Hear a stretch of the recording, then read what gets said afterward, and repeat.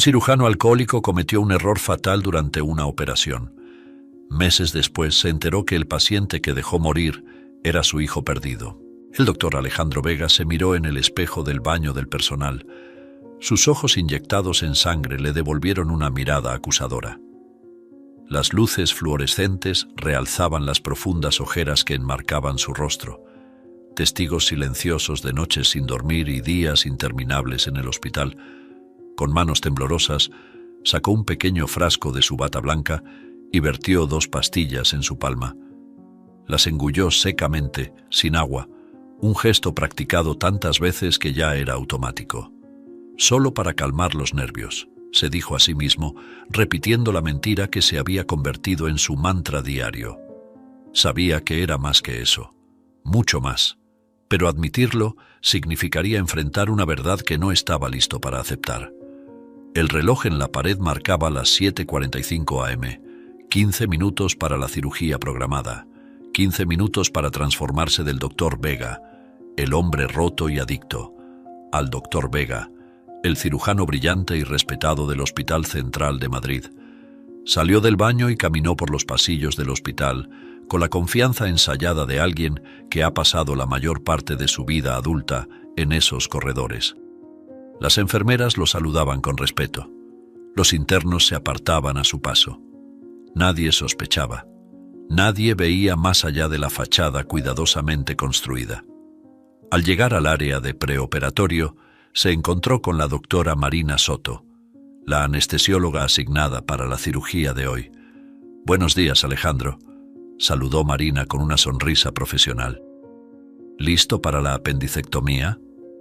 Alejandro asintió, forzando una sonrisa que no llegó a sus ojos.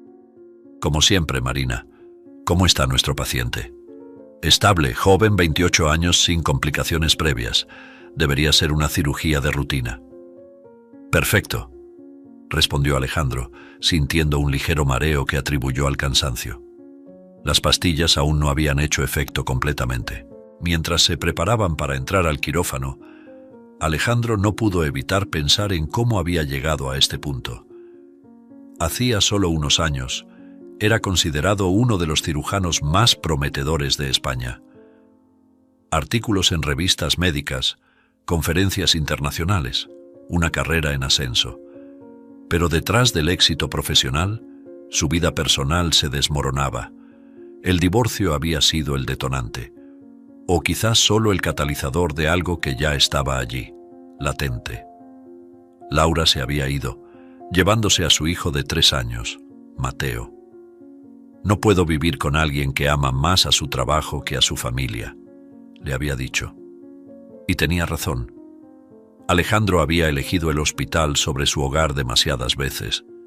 Después de la partida de Laura y Mateo, el alcohol se convirtió en su compañero nocturno.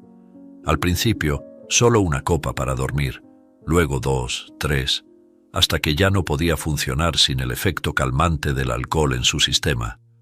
Cuando el alcohol ya no era suficiente, llegaron las pastillas, ansiolíticos para manejar el estrés, estimulantes, para mantenerse alerta durante las largas jornadas quirúrgicas. Se convenció a sí mismo de que tenía todo bajo control, que podía manejar su adicción sin que afectara su trabajo. Hasta ahora lo había logrado. Nadie sospechaba. Era demasiado bueno en su trabajo, demasiado respetado como para que alguien cuestionara sus métodos o su comportamiento. El quirófano número 3 los esperaba. Alejandro entró saludando al equipo quirúrgico con un gesto de la cabeza. El ritual de preparación comenzó. Lavado de manos, colocación de la bata estéril, guantes, cada movimiento preciso, practicado miles de veces. «Paciente listo», anunció Marina desde su posición junto a la máquina de anestesia. Alejandro se acercó a la mesa de operaciones. El paciente, un joven de cabello oscuro, yacía inconsciente, su abdomen expuesto y preparado para la incisión. «Bisturí», solicitó Alejandro, extendiendo su mano enguantada. La enfermera instrumentista Elena le entregó el instrumento. Por un momento Alejandro sintió que su visión se nublaba. Parpadeó rápidamente, tratando de enfocarse. El efecto combinado del alcohol de la noche anterior y las pastillas recién ingeridas estaba jugando con su percepción. ¿Todo bien, doctor?, preguntó Elena notando su vacilación. Perfectamente, respondió Alejandro con más brusquedad de la necesaria. Comencemos. La incisión inicial fue precisa, como siempre. Años de experiencia guiaban sus manos incluso cuando su mente no estaba completamente clara. El procedimiento avanzó sin complicaciones durante los primeros minutos. Fue entonces cuando Elena notó algo extraño. Las manos del doctor Vega, normalmente firmes como una roca, temblaban ligeramente. Era casi imperceptible, pero para alguien que había trabajado con él durante años, era una señal alarmante. «Doctor Vega», susurró Elena, ¿está seguro de que se encuentra bien? Alejandro levantó la mirada, sus ojos brillando con una mezcla de ira y miedo. «He dicho que estoy bien, enfermera. Concéntrese en su trabajo y déjeme hacer el mío».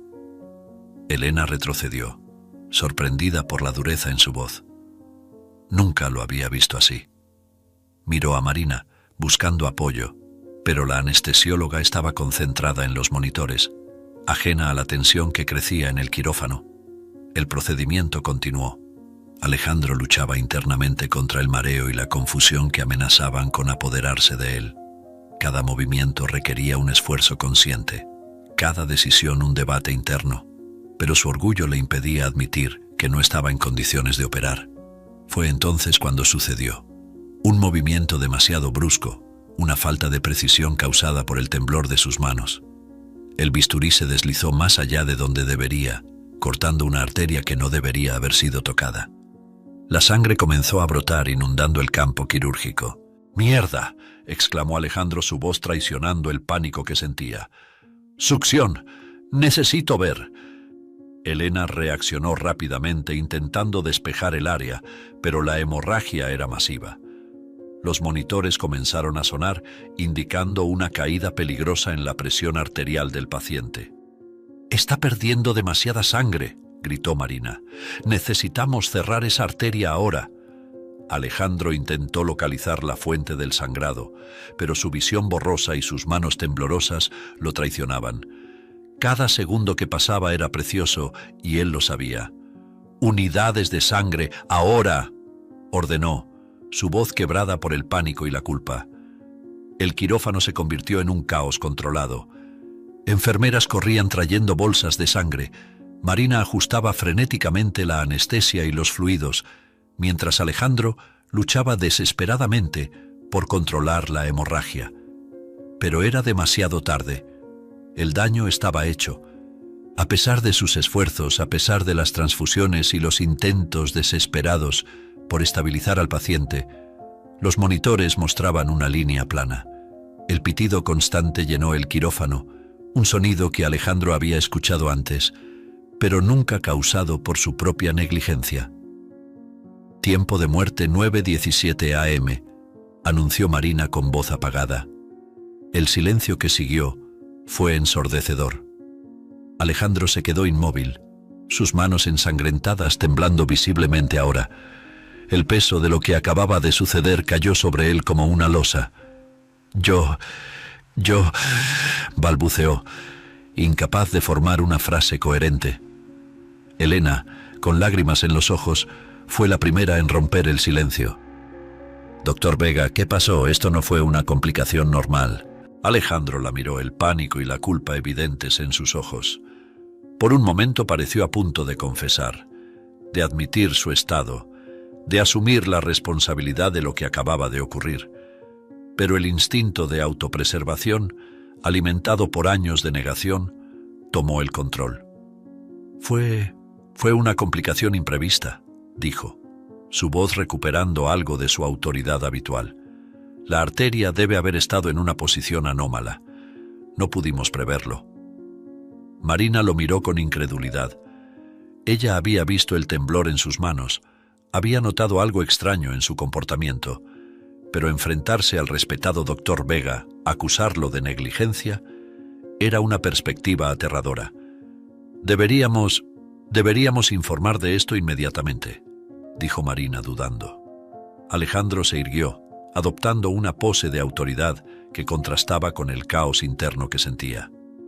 «Por supuesto», Yo me encargaré personalmente. Ustedes pueden retirarse. Yo hablaré con la familia. El equipo comenzó a dispersarse, cada uno lidiando a su manera con lo que acababa de suceder. Elena fue la última en salir, lanzando una última mirada de preocupación a Alejandro antes de cerrar la puerta del quirófano. Solo Alejandro se derrumbó. Cayó de rodillas junto a la mesa de operaciones, las lágrimas mezclándose con la sangre en sus manos. El cuerpo del joven yacía allí, testigo silencioso de su mayor fracaso. «Lo siento», susurró entre sollozos. «Lo siento tanto». Pero las disculpas no podían cambiar lo que había sucedido. Un joven de 28 años había entrado en ese quirófano para una cirugía de rutina y ahora estaba muerto. Por su culpa, por su adicción, por su arrogancia al creer que podía manejar todo sin ayuda. Alejandro sabía que tenía una decisión que tomar. Podía confesar, admitir su adicción y enfrentar las consecuencias de sus acciones. Perder su licencia, posiblemente enfrentar cargos criminales. O podía mentir, cubrir su error, atribuyéndolo a una complicación imprevista. Mantener su reputación, su carrera, su vida tal como la conocía. Con manos temblorosas, se levantó y caminó hacia el lavabo. Miró su reflejo en el espejo, apenas reconociendo al hombre que le devolvía la mirada. Ojos rojos, rostro pálido, el peso de la culpa visible en cada línea de su rostro. Tomó una decisión. Lavó sus manos meticulosamente como si pudiera lavar no solo la sangre sino también la culpa. Se arregló el cabello, enderezó su bata. Cuando salió del quirófano, su rostro mostraba una máscara de pesar profesional pero controlado. En la sala de espera una pareja de mediana edad esperaba ansiosamente noticias. Alejandro reconoció la esperanza en sus ojos, la misma que había visto en cientos de familias antes. Pero esta vez, esa esperanza estaba a punto de ser destruida por su mentira. «Señor y señora Ramírez», comenzó, su voz cargada de un pesar que era genuino, aunque las razones fueran una farsa. «Lamento informarles que hubo complicaciones durante la cirugía de su hijo». Mientras las palabras salían de su boca, construyendo una narrativa de complicaciones imprevistas y esfuerzos heroicos pero infructuosos, una parte de Alejandro moría. Cada mentira, cada detalle fabricado, era un clavo más en el ataúd de su integridad. Los gritos de dolor de la madre y el llanto silencioso del padre se grabaron en su memoria, un recordatorio constante de lo que su adicción y su cobardía habían causado. Esa noche, en la soledad de su apartamento, Alejandro se enfrentó a los demonios que había estado ignorando durante tanto tiempo. El alcohol llamaba, prometiendo el olvido temporal. Las pastillas tentaban, ofreciendo calma artificial. Pero por primera vez en mucho tiempo resistió. Sentado en la oscuridad, con solo la luz de la ciudad filtrándose por las ventanas, Alejandro Vega tomó otra decisión. No podía deshacer lo que había hecho, no podía devolver la vida al joven que había muerto en su mesa de operaciones, pero podía intentar cambiar. Por él, por el joven cuyo nombre ni siquiera conocía, por todos los pacientes que confiarían en él en el futuro. Sacó su teléfono y con dedos temblorosos buscó el número de un viejo amigo, un colega que sabía que trabajaba en un programa de rehabilitación para profesionales médicos. «Carlos, soy Alejandro. Yo necesito ayuda». Las palabras salieron entrecortadas, ahogadas por el llanto contenido durante horas. Al otro lado de la línea, la voz calmada de Carlos respondió: «Estoy aquí, Alejandro. Estoy aquí para ayudarte». Mientras la noche avanzaba, Alejandro comenzó el doloroso proceso de admitir su adicción, de enfrentar sus demonios. No sabía qué le depararía el futuro, si alguna vez podría perdonarse a sí mismo por lo que había hecho. Pero sabía que este era el primer paso en un largo camino hacia la redención. Los días siguientes pasaron en un borrón para Alejandro. El programa de rehabilitación que Carlos le había recomendado era intensivo y exigente. Cada mañana se despertaba con el peso de su culpa, pero también con una determinación renovada de enfrentar sus demonios. En el centro de rehabilitación, lejos del ajetreo del hospital y de las tentaciones de su antigua vida, Alejandro comenzó a desentrañar los nudos de su adicción. Las sesiones de terapia eran dolorosas, obligándolo a enfrentar verdades que había estado evadiendo durante años. ¿Cuándo crees que comenzó realmente tu problema con el alcohol y las drogas, Alejandro?, le preguntó su terapeuta, la doctora Isabel Montero, durante una de sus sesiones. Alejandro se removió incómodo en su asiento. Supongo que diría que después de mi divorcio, cuando Laura se fue con Mateo. Isabel lo miró con una mezcla de compasión y escepticismo. ¿Estás seguro? A menudo las adicciones tienen raíces más profundas de lo que creemos. Las palabras de Isabel resonaron en Alejandro, obligándolo a cavar más profundo en sus recuerdos. Imágenes de su infancia comenzaron a surgir. Su padre, también médico, llegando tarde a casa. El olor a alcohol en su aliento. Las discusiones entre sus padres, siempre en susurros para que él no escuchara. Pero los muros de su casa de la infancia eran delgados. Mi padre, murmuró Alejandro, la realización golpeándolo como una ola. Él también bebía. Siempre decía que era para manejar el estrés del trabajo. Isabel asintió, animándolo a continuar. Yo juré que nunca sería como él, que sería un mejor médico, un mejor esposo, un mejor padre. Alejandro soltó una risa amarga. Y mírame ahora. Soy exactamente lo que juré no ser. El reconocimiento es el primer paso, Alejandro, dijo Isabel suavemente. No podemos cambiar nuestro pasado, pero podemos aprender de él. Mientras los días se convertían en semanas, Alejandro comenzó a sentir cambios en sí mismo. El temblor en sus manos disminuyó, su mente se volvió más clara, pero con esta claridad vino un tormento aún mayor, la plena comprensión de lo que había hecho. Cada noche, en la soledad de su habitación en el centro de rehabilitación, el rostro del joven paciente lo perseguía. Intentaba recordar los detalles de su cara, pero todo lo que veía era una mancha borrosa, manchada de sangre. Se preguntaba sobre su vida, sus sueños, las personas que lo amaban y que ahora lloraban su pérdida. Una noche, incapaz de dormir, Alejandro tomó una decisión. Necesitaba saber más sobre el joven cuya vida había terminado en su mesa de operaciones. Necesitaba darle un nombre, una historia, para poder enfrentar completamente lo que había hecho. A la mañana siguiente, después de su sesión de terapia, se acercó a Carlos, quien lo visitaba regularmente en el centro. «Necesito un favor», dijo Alejandro, su voz baja pero determinada. «Necesito saber más sobre el paciente que murió en mi última cirugía». Carlos lo miró con preocupación. «Alejandro, no creo que sea una buena idea. Estás aquí para recuperarte, para mirar hacia adelante». «No puedo mirar hacia adelante si no enfrento completamente lo que dejé atrás», insistió Alejandro. «Por favor, Carlos, necesito saber su nombre, quién era. Lo necesito para poder pedir perdón, aunque sea solo en mi mente». Después de un momento de duda, Carlos asintió. «Veré qué puedo hacer. Pero prométeme que no harás nada imprudente con esta información». Alejandro asintió agradecido. «Lo prometo». Pasaron varios días antes de que Carlos regresara con la información. Cuando finalmente lo hizo, su rostro mostraba una expresión que Alejandro no pudo descifrar. «Aquí está», dijo Carlos, entregándole un sobre. Su nombre era Javier Ramírez. Tenía 28 años. Trabajaba como ingeniero de software. Eso es todo lo que pude averiguar sin levantar sospechas.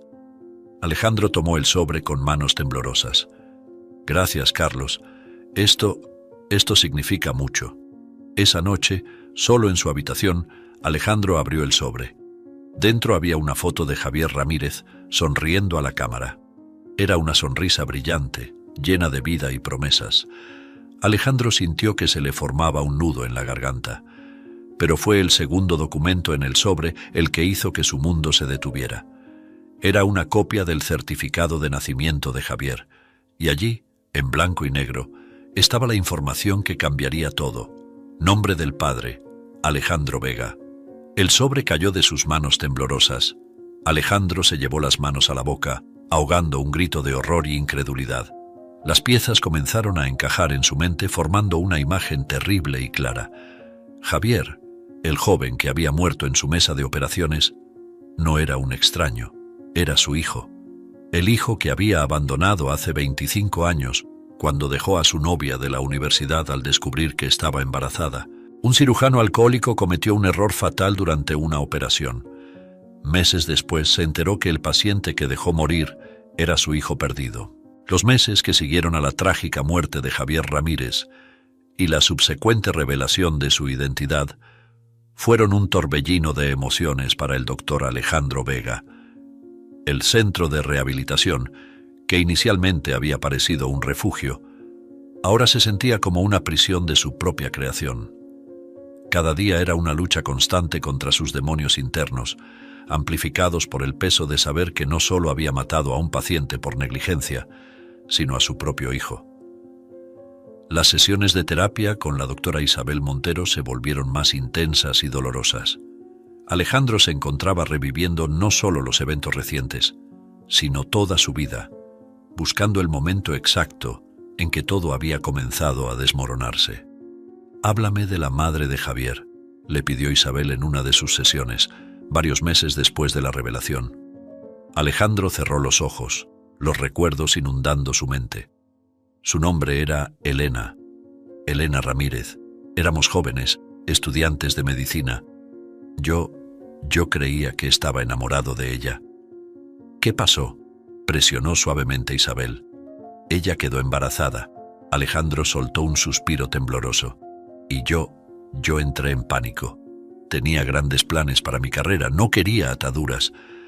Así que hice lo más cobarde que podía hacer. La abandoné».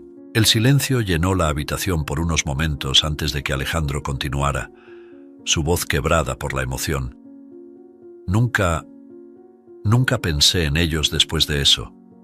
Me convencí de que era lo mejor, que Elena encontraría a alguien mejor, que el niño estaría mejor sin mí. Isabel lo observaba atentamente, su rostro una máscara de compasión profesional. «¿Y ahora, cómo te sientes al respecto?». Alejandro soltó una risa amarga. «¿Cómo cree que me siento? Me odio. Odio cada decisión que tomé, cada momento en que pude haber sido mejor y elegí no serlo. Y ahora es demasiado tarde». Fuera del centro de rehabilitación, la vida seguía su curso. El Hospital Central de Madrid había realizado una investigación interna sobre la muerte de Javier, concluyendo que había sido una complicación imprevista. Alejandro había sido absuelto de toda culpa oficial, pero la sombra de lo sucedido pendía sobre él como una nube oscura. Marina Soto, la anestesióloga que había estado presente durante la fatídica cirugía, no podía sacudirse la sensación de que algo no estaba bien. Había notado el comportamiento errático de Alejandro ese día, pero el respeto y la admiración que sentía por él la habían llevado a guardar silencio. Una tarde, incapaz de soportar más el peso de sus sospechas, Marina decidió visitar a Alejandro en el centro de rehabilitación. La recibió un hombre muy diferente al cirujano confiado y arrogante que conocía. Alejandro parecía haber envejecido años en unos pocos meses, su rostro marcado por líneas de preocupación y culpa. «Alejandro», comenzó Marina, su voz suave pero firme, «necesito saber la verdad sobre lo que pasó ese día en el quirófano». Alejandro la miró, el dolor evidente en sus ojos. Por un momento pareció a punto de confesarlo todo, pero el miedo, ese viejo compañero, se apoderó de él una vez más. «Ya sabes lo que pasó, Marina. Fue una complicación que no pudimos prever», respondió, las palabras sabiendo a ceniza en su boca. Marina lo estudió por un largo momento antes de asentir lentamente. «Entiendo. Espero que encuentres la paz que buscas aquí, Alejandro». Mientras Marina se alejaba, Alejandro sintió que otra parte de sí mismo moría. Otra oportunidad de redención, perdida por cobardía. Los días se convirtieron en semanas y las semanas en meses. Alejandro progresaba en su recuperación física de la adicción, pero emocionalmente estaba más destrozado que nunca. La culpa lo consumía, manifestándose en pesadillas vívidas donde veía a Javier en la mesa de operaciones, sus ojos acusadores fijos en él mientras la vida se escapaba de su cuerpo. Una noche particularmente difícil, Alejandro se encontró de pie en el baño de su habitación, mirando fijamente el espejo. El hombre que le devolvía la mirada era un extraño. Ojos hundidos, barba descuidada, el peso de sus acciones visible en cada línea de su rostro. Sin pensarlo, su puño se estrelló contra el espejo, fragmentando su reflejo en 1000 pedazos. El dolor agudo en su mano fue un alivio bienvenido, un respiro momentáneo del tormento constante de su mente. Los fragmentos de vidrio cayeron al suelo y Alejandro se desplomó junto a ellos, la sangre de su mano mezclándose con sus lágrimas. Fue en ese momento de absoluta desesperación que tomó una decisión. No podía seguir viviendo con esta mentira. A la mañana siguiente, con la mano vendada y una determinación recién descubierta, Alejandro solicitó una reunión con el director del hospital. Era hora de confesar, de asumir la responsabilidad de sus acciones sin importar las consecuencias. El doctor Javier Mendoza, director del Hospital Central de Madrid, escuchó en silencio mientras Alejandro revelaba la verdad sobre lo sucedido aquel fatídico día en el quirófano. Cuando terminó, el silencio en la oficina era ensordecedor. «Entiendo que esto significa el fin de mi carrera», dijo Alejandro, su voz ronca pero firme. «Y estoy preparado para enfrentar cualquier consecuencia legal que esto conlleve». Mendoza lo miró por un largo momento antes de hablar. «Alejandro, lo que has hecho es grave, muy grave. No puedo protegerte de las consecuencias de tus acciones». Alejandro asintió, un peso levantándose de sus hombros a pesar de la gravedad de la situación. Por primera vez en meses, se sentía en paz consigo mismo. «Pero Siti», continuó Mendoza, «tu decisión de venir y confesar habla de tu carácter. Haremos esto de la manera correcta. Informaremos a las autoridades y a la familia del paciente, y te prometo que haré todo lo posible para asegurarme de que recibas un trato justo». Las semanas siguientes fueron un torbellino de actividad. La noticia de la confesión de Alejandro se extendió rápidamente, causando conmoción en la comunidad médica y más allá. Fue suspendido de sus funciones en el hospital pendiente de una investigación completa, y se enfrentaba a la posibilidad muy real de perder su licencia médica y enfrentar cargos criminales. Pero para Alejandro, lo más difícil estaba por venir. Había tomado otra decisión, una que sabía que cambiaría su vida para siempre. Iba a buscar a Elena Ramírez, la madre de Javier, para confesarle toda la verdad. La encontró viviendo en un pequeño pueblo en las afueras de Madrid. Cuando abrió la puerta y lo vio, el reconocimiento y la confusión cruzaron su rostro. «¿Alejandro?», preguntó, su voz apenas un susurro. «Hola, Elena», respondió él, su corazón latiendo furiosamente. «Tenemos que hablar sobre Javier». Elena palideció, pero asintió y lo invitó a entrar. Lo que siguió fue la conversación más difícil que Alejandro había tenido en su vida. Le contó todo, sobre su adicción, sobre el error en el quirófano, sobre cómo había descubierto la verdadera identidad de Javier solo después de su muerte. Cuando terminó, el silencio entre ellos era pesado, cargado de décadas de dolor y arrepentimiento. «Lo siento», dijo finalmente Alejandro, las lágrimas corriendo libremente por su rostro. «Lo siento por todo, por abandonarte, por no estar ahí para Javier, por lo que hice». Elena lo miró, sus propios ojos llenos de lágrimas y una mezcla de emociones que Alejandro no podía descifrar completamente. Vio dolor, ira, pero también algo más. «¿Comprensión?» «Te odié durante mucho tiempo, Alejandro», dijo Elena suavemente. «Por irte, por dejarnos solos. Pero Javier, Él nunca guardó rencor. Siempre dijo que quería conocerte algún día, entender por qué te fuiste. Las palabras de Elena fueron como un puñal en el corazón de Alejandro. La idea de que Javier hubiera querido conocerlo, que no lo odiara a pesar de su abandono, hacía que su pérdida fuera aún más dolorosa. «No espero tu perdón, Elena», dijo Alejandro. «No lo merezco, pero quería que supieras la verdad, toda la verdad». Elena asintió lentamente. «Gracias por venir, por decirme esto. No sé si alguna vez podré perdonarte completamente, Alejandro, pero el hecho de que estés aquí, enfrentando esto, eso significa algo». Cuando Alejandro salió de la casa de Elena esa tarde, se sentía exhausto pero extrañamente en paz. Sabía que el camino por delante sería difícil. Enfrentaría juicios, tanto legales como de la opinión pública. Probablemente perdería su carrera, su reputación, tal vez incluso su libertad.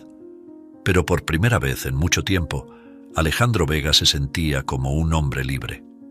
Libre del peso de sus mentiras, libre de los secretos que lo habían estado consumiendo. Y aunque el dolor y la culpa por la pérdida de Javier nunca desaparecerían completamente, sabía que finalmente estaba en el camino correcto. Mientras conducía de regreso a Madrid, Alejandro hizo una promesa silenciosa a la memoria de Javier. Haría todo lo posible para redimirse, para ser el hombre que su hijo hubiera querido conocer.